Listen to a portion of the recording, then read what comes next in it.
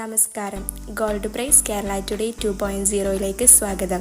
സ്വർണ്ണവിലയും സ്വർണ്ണ വിപണിയിലെ വാർത്തകളും അറിയാൻ ചാനൽ സബ്സ്ക്രൈബ് ചെയ്യാനും വീഡിയോക്ക് ഒരു ലൈക്ക് തരാനും മറക്കരുത്.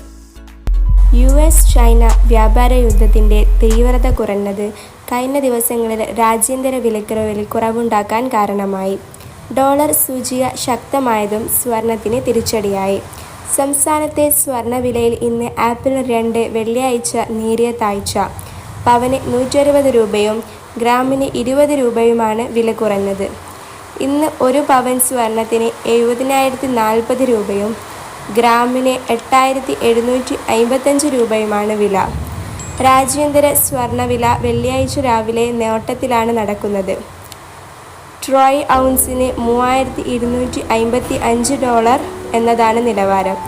ആഗോള വില ഉയർന്നിട്ടും കേരളത്തിൽ സ്വർണ്ണവില കുറയാൻ കാരണം രൂപയുടെ മൂല്യത്തിലുണ്ടായ വർധനയാണ്. Thanks for watching gold price Kerala today 2.0.